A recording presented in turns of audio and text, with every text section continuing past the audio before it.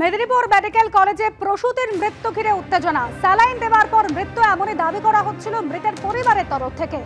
গতকাল স্যালাইন দেওয়ার পর অসুস্থ হয়ে পড়েন 5 জন প্রসূতি, দাবি মৃতের পরিবারের।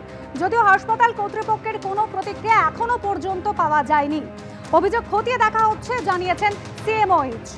ইতিমধ্যে মেদিনীপুর মেডিকেলে যাচ্ছে ড্রাগ কন্ট্রোলের টিম। আমাদের প্রতিনিধি ঝিলম করঞ্জয় এই মুহূর্তে রয়েছেন আমাদের সঙ্গে। ঝিলম, ঘটনায় রিপোর্টও তলব করা হয়েছে স্বাস্থ্য ভবনের তরফ থেকে। একদমই তোমাকে জানাবো, স্বাস্থ্য দপ্তরের তরফে যেটা এই মুহূর্তে বলা হচ্ছে যে ড্রাগ কন্ট্রোল, স্টেট ড্রাগ কন্ট্রোলের থেকে একটি টিম ইতিমধ্যে রওনা দিয়েছে। সেখানে পদস্থ আধিকারিকরা রয়েছেন। তারা গিয়ে স্যালাইনের বিরুদ্ধে যাওয়ার পর এই সমস্যা হয়েছে সেই ব্যাচগুলো সবকটা সিজ করবে এবং পরীক্ষা করবে, তেমনটাই জানা যাচ্ছে। স্বাস্থ্য দপ্তর সূত্রে যেটা জানা যাচ্ছে যে প্রাথমিকভাবে তারা যে রিপোর্ট পেয়েছেন তাতে দেখা যাচ্ছে যে এই যে 5 জন প্রসূতি তাদেরকে ইন্ট্রাভেনাস রিঙ্গার ল্যাকটেট একটি তরল জাতীয় ওষুধ বা স্যালাইন পদ্ধতিতে এটা দেওয়া হয় রক্তক্ষরণ জন্য সিজারের পরে। সেইটা দেওয়ার পরই অ্যালার্জিক রিয়াকশনে তাদের শারীরিক অবস্থার অবনতি হয় এবং তারপরে একজনের মৃত্যু হয়েছে। এই পুরো ব্যাচটা স্বাস্থ্য দপ্তরের তরফে বলা হয়েছে এই যে পুরো ব্যাচটা যে রিঙ্গার ল্যাকটেট রয়েছে ওই মেডিকেল কলেজে, মেদিনীপুর মেডিকেল কলেজে, সেইটাকে সিজ করে আলাদা করে রাখতে বলা হয়েছে। মেডিকেল কলেজকে নির্দেশ দেওয়া হয়েছে যে লোকালি এই অন্য সংস্থা রিঙ্গার ল্যাকটেট পারচেজ করে প্রসূতিদের দেওয়ার জন্য, এবং একই সঙ্গে এই যে মেডিকেল টিম গেছে তাদেরকে দিয়ে ব্যাচ চেক করা হচ্ছে যে আদৌ এটা পুরনো একটি সংস্থা, যে সংস্থার বিরুদ্ধে অভিযোগ সেটা কিনা, সেগুলো সব খতিয়ে দেখা হচ্ছে। ধন্যবাদ ঝিলম। বারাসাতে জাল নথি কাণ্ডে গ্রেফতার বহুরি। গ্রেফতার বারাসাত আদালতের বহুরি। আগে বহুরি পরিচয় জালিয়াতির অভিযোগে গ্রেফতার করা হয়েছিল সমীর দাসকে, আর এবার সমীর দাসকে জেরা করে এই বহুরি খোঁজ পায় পুলিশ। আমাদের প্রতিনিধি সমীরণ পাল এই মুহূর্তে রয়েছেন আমাদের সঙ্গে টেলিফোন লাইনে। সমীরণ, এর আগে সমীর দাস তাকে জেরা করে একাধিক জনের খবর পাওয়া গিয়েছিল। জাল নথি তৈরি করে আদালতে হলফনামা দিয়ে জাল নথি তৈরি করত সমীর দাস, তাকে জেরা করে এবার এই বহুরি হদিশ পাওয়া গেল। এর ভিত্তিতে কি অভিযোগ রয়েছে?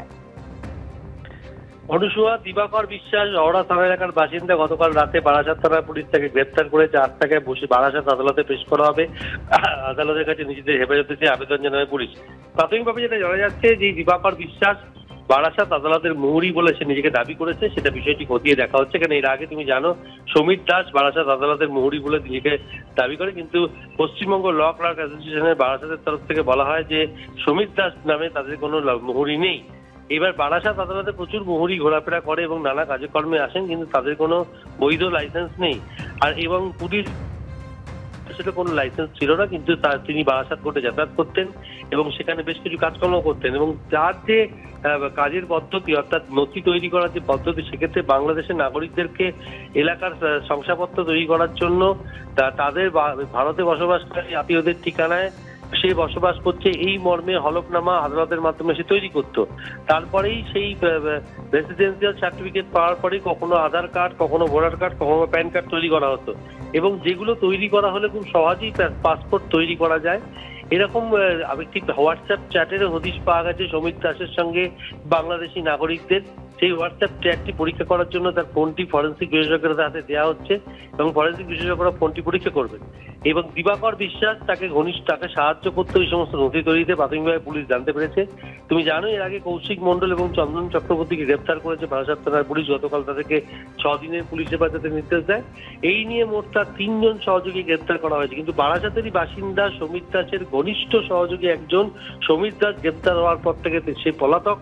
তার খোঁজে হন্যে হয়ে খুঁজছে বারাসাত থানার police. Rajarhat, new town, Kolkata এবং বিভিন্ন জায়গায় তার নেটওয়ার্ক বিস্তৃত ছিল। এমনকি বাংলাদেশের বিভিন্ন প্রান্ত থেকে নাগরিকরা যখন এদেশে আসার আগে তাকে ফোন করত, সমস্ত নথি তাতে তারা যেন হাতে গরম চটজলদি পেয়ে যায়। আর সেই কারণে বাংলাদেশেও এই চক্রে কেউ আছে কিনা সেটাও খতিয়ে দেখা হচ্ছে। তবে যেটা সমীর দাস, যেটা করোনা কাল থেকে যেভাবে এই ব্যবসার সঙ্গে যুক্ত ছিল এবং রীতিমতো রেড চ্যাট দিয়ে তিনি ব্যবসা করতেন এবং তাকে নানাভাবে বিভিন্ন প্রান্ত থেকে সাহায্য করার অভিযোগে একে একে গ্রেপ্তার হওয়া শুরু হয়েছে। গতকাল কৌশিক মণ্ডল এবং আজকে দিবাকর বিশ্বাস। একেবারে